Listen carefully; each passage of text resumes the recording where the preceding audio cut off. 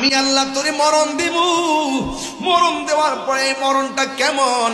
আল্লাহর হাবিব বলেন, মৃত্যু এমন কঠিন, জীবন্ত বকরির গায়ে থেকে চামড়া তুললে বকরিটার যেমন কষ্ট হয়, এর চাইতে 1000 গুণ কষ্ট হয় আজরাইলে যখন রুহুটারে বের করে লইয়া যায়। হ্যাঁ বন্ধু, মরণটা কেমন জানোনি? কই মরণের সময়, রুহু নেওয়ার সময় তো কষ্ট হয়, কিন্তু রুহুটা নেওয়ার আগেই কিন্তু আরেকটা কষ্ট আছে। এই কষ্টটা আমার নবী বলেন রুহু নেওয়ার চাইতে আরো বেশি কষ্ট। এই কষ্টের নাম হলো সাকরাতুল মাউত। মরণের আগে একটা মরণ যন্ত্রণা, মরণের আগে একটা মরণ কামড়। এই আজরাইলে রুহুটা নেওয়ার সময় আপনারা যে ধাও মারবে, আজরাইলের চেহারা দেখায় রগগুলা টাস টাস করে ছিঁড়া যাইব, আপনার গায়ের মধ্যে স্যালাইন ঢুকবে না, এমন একটা তাফালিং মারবে স্যালাইন ডিসকানেক্ট হয়ে যাবে, স্যালাইন ভিতরে যাবে না, রগ ছিঁড়ে যাবে, হাড্ডিগুলো টাস টাস করে খুলে যাবে। ও যুবকের দৌল আমার দুতিয়ার পারদিগিরি পাড়ের বন্ধুরা, ও কুমিল্লার সদরের বাবারা, আমার নবী বলে সাকরাতুল মাউতের সময় আজরাইলে তোমার এমন ধাও মারবে, দাও দিতে দিতে যেখানে তোমার মরণটা লেখা আছে ওই জায়গার মধ্যে নিয়ে ফালাইব। ঘরের মানুষ মনে করবে পেটের ব্যথাই বুঝি কাতরাইতেছে। না না, এটা হলো মরণ কামড়, মরণ যন্ত্রণা।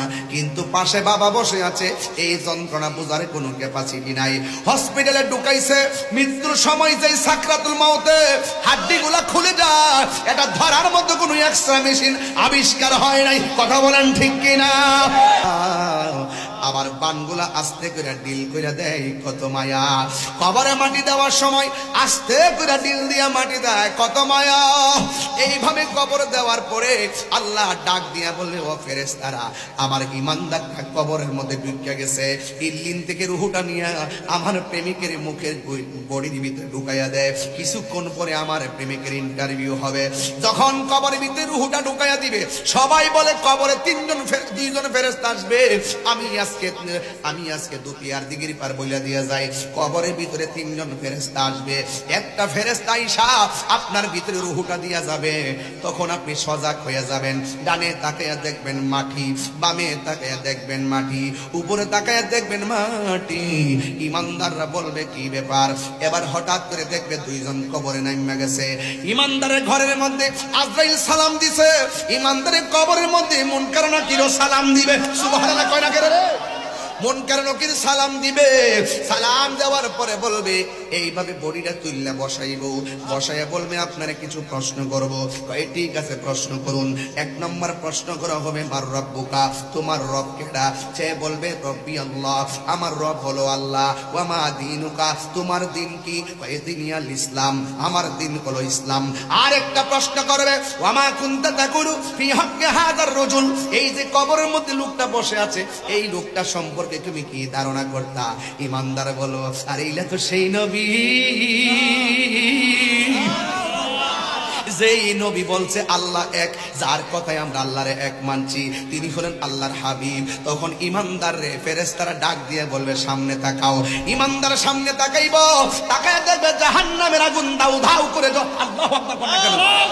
জাহান্নামের আগুন দাউ দাউ করে জ্বলতেছে।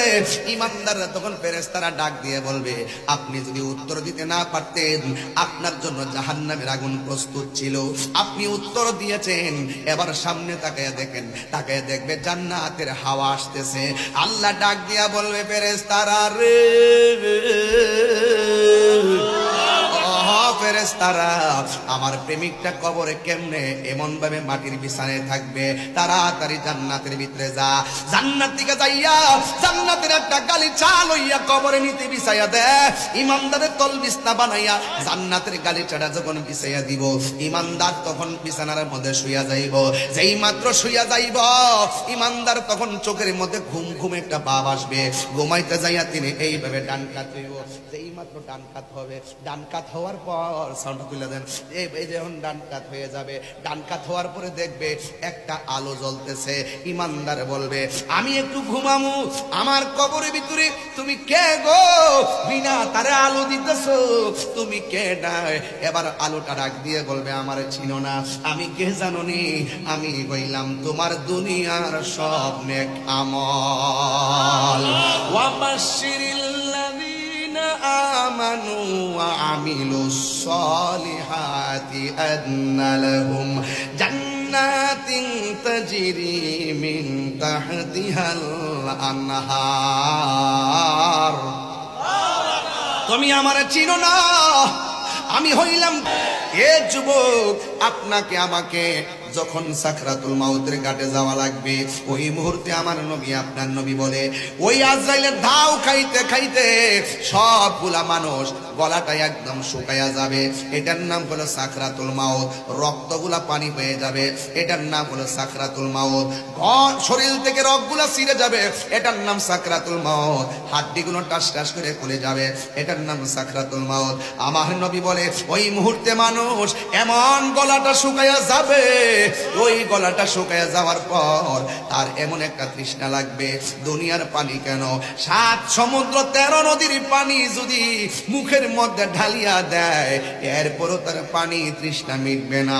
এমন একটা মরণ যন্ত্রণা, এটার নাম হলো সাকরাতুল মাউত। আল্লাহ বলে, সুম্মা ইউমিতুকুম, অতঃপর আমি আল্লাহ তোরে মরণ দিমু। ও যুবক, আমার আব্বাকে যখন হসপিটালে নিয়ে যাই, ওই মুহূর্তে হসপিটালে নেওয়ার পথে আমার অ্যাম্বুলেন্সটার ভিতরে গ্লাস লাগানো, নিচে দিয়া বাতাস ঢোকে না, ডাইনে বাতাস ঢোকে না, ভিতরে অক্সিজেন লাগায় রাখছে। এ যুবক, আইসিইউর ভিতরে ঢুকিয়া দেখেন ঘন্টায় ঘন্টায় কত হাজার টাকা দেওয়া লাগে।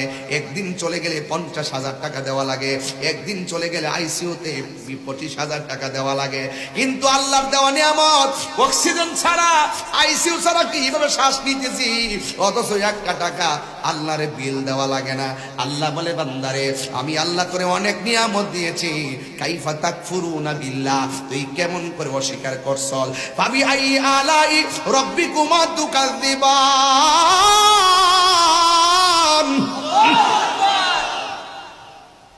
ও বান্দা, আমি আল্লাহর কোন কোন নিয়ামত কি তোমরা অস্বীকার করবা? ওই নদীর পাড়ের মধ্যে যায় বাতাস খাইতেছেন, 1 টাকা বিল দেওয়া লাগে না। অথচ বিদ্যুতের বিল, ফ্যান বাতাস খাইতেছেন, বিল গোনা লাগতেছে। অক্সিজেন মুখে লাগাইতেছেন, বিল গোনা লাগতেছে। আইসিইউ ঢুকাইছেন, বিল গোনা লাগতেছে। কিন্তু আল্লাহর দেওয়া নিয়ামত, হাজার হাজার মানুষ রাত্র প্রায় 1:30টার কাছাকাছি বেজে গেল, কিন্তু আপনারা বসে আছেন। কিন্তু এই সময়ের ভিতরে সবাই স্বাধীনভাবে শ্বাস নিতেছেন, 1 টাকা বিল দেওয়া লাগে না। আল্লাহ বলে, বান্দা, আমি আল্লাহ তোর যত নিয়ামত দিয়েছি, তুই যখন নিয়ামত পাইয়া বলবি আলহামদুলিল্লাহ, আমি আল্লাহ রাব্বুল আলামিন মিজানের পাল্লা যেদিন হাসরের ময়দানে টানাবো, আলহামদুলিল্লাহ আলা তামলাউল মিজান, আলা তামলাইল মিজান। পৃথিবীর মানুষ, তখন আমার নবী বলেন, তোমরা যখন মহব্বতে আলহামদুলিল্লাহ বলবা, আমার আল্লাহ রাব্বুল আলামিন হাসরের ময়দানে তোমার মিজানের পাল্লাটারে নেক দিয়া পরিপূর্ণ করে দিবে। আর জোরে জোরে কন্যা আল্লাহু আকবার। এই জন্য আমার যুবক, কি দিয়ে আওয়াজ বুঝাইতাম, আমার নবী আপনার নবী বলেন, মানুষ যখন বেঈমান হবে, আজরাইলের ধাওটা সহ্য করতে পারবে না। কিন্তু যদি ইমানদার হয়, ইমানদারের ঘরের মধ্যে দুতিয়ার দিকের পার ঘরের মধ্যে আজরাইল আসবে, আসার আগে দরজায় দাঁড়াইব। ইমানদার হইলে ইমানদারের সামনে আইসা আজরাইলে ইমানদারের সালাম দিব।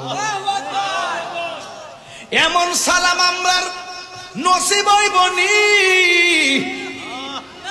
আমার নবী বলেন, মৃত্যুর পরে কেউ যদি জিহ্বা কামড় মারে, লক্ষণটা বেশি ভালো না। মৃত্যুর পরে কেউ যদি চোখ 2টা উল্টায় দেয়, লক্ষণ বেশি ভালো না। মৃত্যুর পরে কেউ যদি পায়খানা করে বাসায় দেয়, মৃত্যুর লক্ষণটা বেশি ভালো না। মৃত্যুর সময় যদি কেউ প্রস্রাব করে বাসায় দেয়, মনে রাখবা তার লক্ষণটা বেশি ভালো না। এবার সাহাবীরা বলে, নবী গো, ও মায়ার নবী, দয়ার নবী, তাইলে কোন লক্ষণটা ভালো? আমার নবী আপনার নবী বলেন, একটা মানুষ মারা যাওয়ার পরে যদি দেখো তার চেহারাটা হলুদ হলুদ ভাব ভাব হয়ে রয়েছে, দেখবেন এই দুতিয়ার দিঘির পারে অনেক মানুষ আছে, ক্ষেতের মধ্যে ধান কাটতে যায়, সারাদিন গরুর ঘাস কাটে, চেহারাটা একদম কালো। কিন্তু এই লোকটা যখন মারা যায়, কালো চেহারাটা গোসল টুসুল দেওয়াইয়া যখন কাফনের ভিতরে ঢুকাই, হাজার হাজার মানুষ বলে, তাকায়া দেখো না, চেহারাটার মধ্যে নূর চমকায়।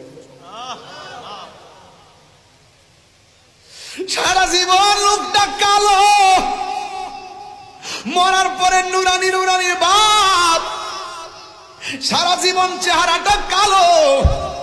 আমার নবী আপনার নবী বলেন, একটা মানুষ মারা যাওয়ার পরে যদি দেখো তার চেহারাটা, কপালটা ঘামতেছে, মনে রাখবা এই লোকটার মরণের সময় আমি নবীর দিদারের মাধ্যমে মরণ হয়েছে। দেখা দাও রাসূলুল্লাহ তুমি, কাঁদে আশিক তোমার। এই বেশি লম্বা করতাম না, একদম মহব্বত নিয়ে লাস্টে কাইন্দা যাইবেন, বাড়িতে যাইবেন। এমনও হতে পারে চোখের পানি ফেলবেন আর আল্লাহ আপনাকে বান্দা থেকে আল্লাহর বন্ধু বানায় নিতে পারে। আমার সাথে বলুন, দেখা দাও রাসূল।